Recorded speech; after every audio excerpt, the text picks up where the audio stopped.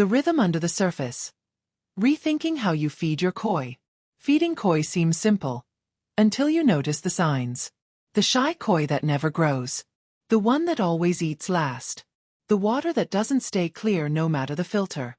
Maybe the issue isn't the food, but the way we've been using it.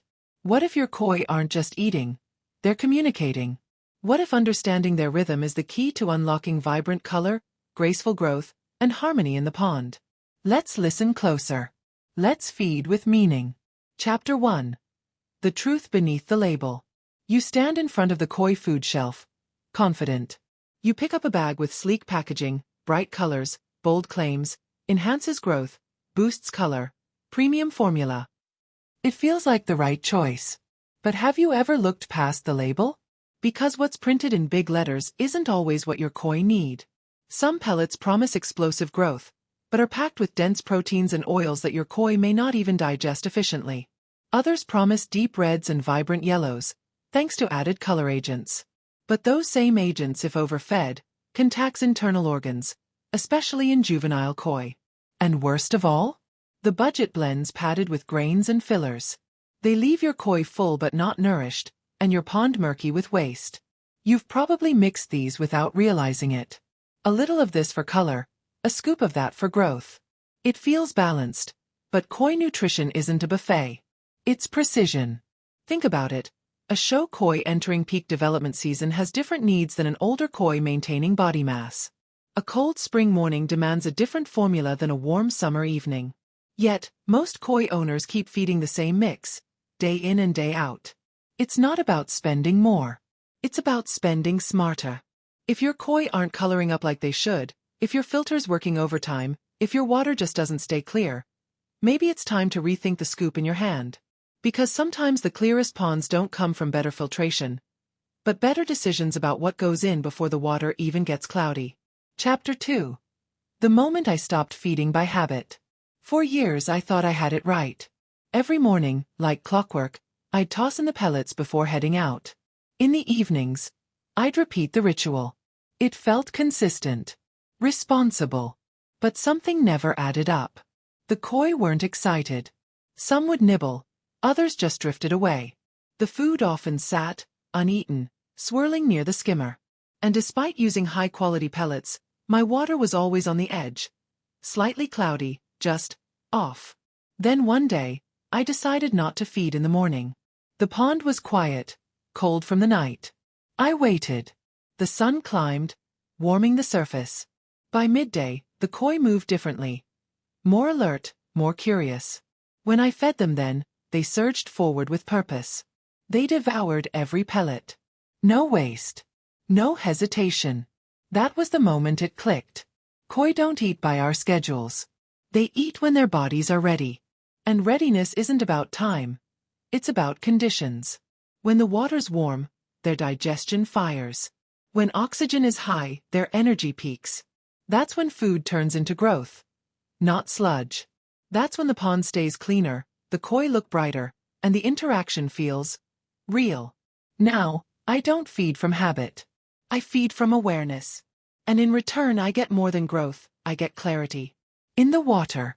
In the koi. In myself. Chapter 3. The scoop that ruins everything. Let's talk about the scoop. You know the one. It lives near the pond. It's plastic, faded from the sun, and it's been slowly increasing its portion over the months without you even noticing. Just a little more, you say. They look hungry. Spoiler. They're always going to look hungry. Koi are master manipulators.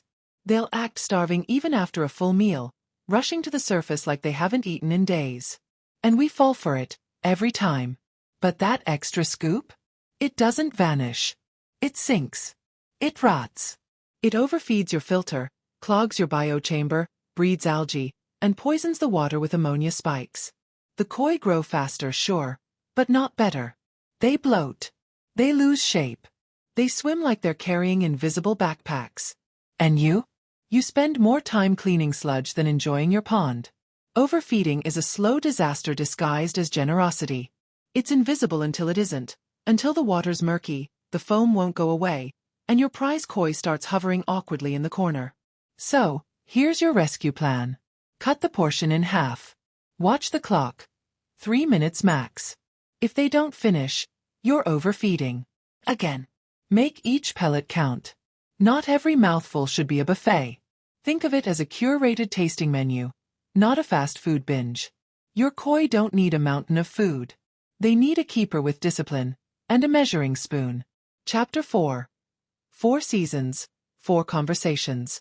Every season, your koi are speaking. Not in words, not in sound, but through rhythm, through stillness, through hunger or the lack of it. In spring they whisper, "I'm waking up slowly." Their movements are gentle, uncertain. Their appetite isn't gone, it's cautious. This is when you answer with care. Feed soft, digestible food. Not to fill them, but to help them remember how. Then summer sings. The pond pulses with energy.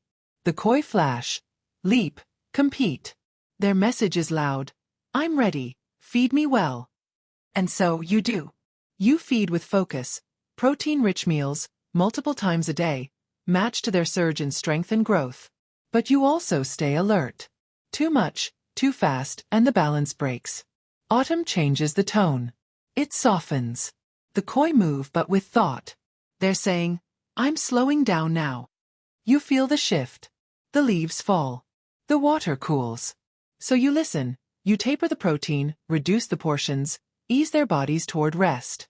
Then winter arrives. There is no voice. No motion. Just stillness. This is the koi's way of saying, "I trust you to leave me alone." And you honor that silence. You stop feeding. Not out of neglect but out of wisdom. Feeding by season is not about rules.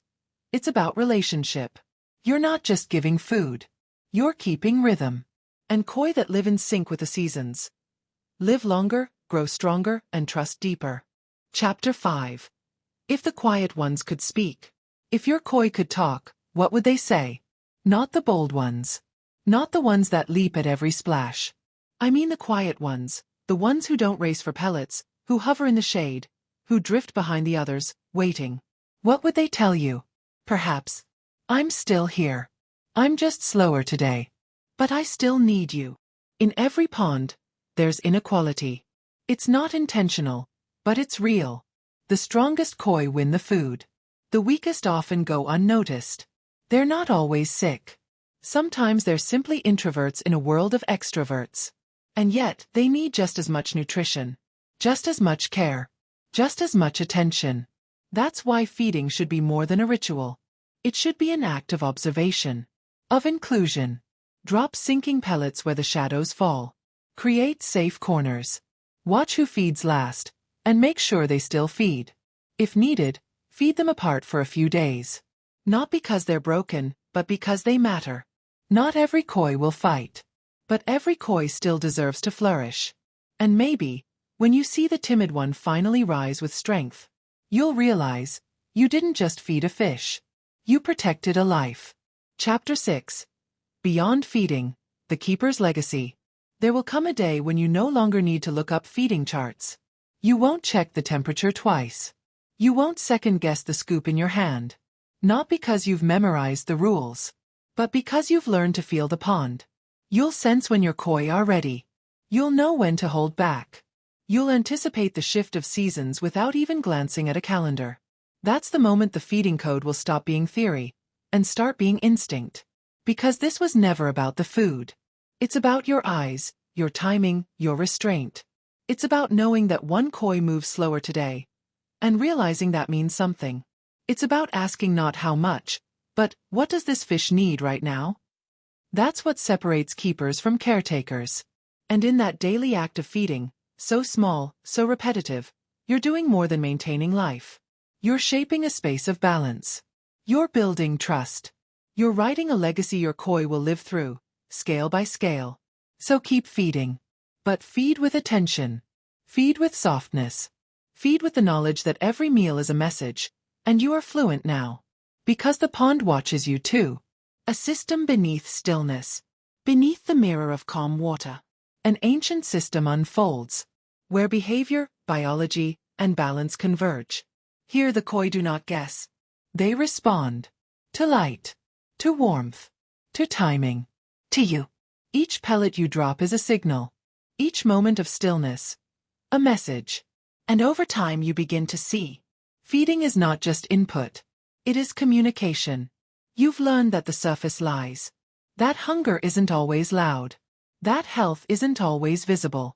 You've adjusted not just your hand, but your expectations. You've discovered that a true keeper doesn't just maintain life. He interprets it. The pond doesn't ask for perfection, only attention. And now, you return to the water not with answers, but with understanding. Because this world beneath stillness has always had a code. And now, you read it fluently.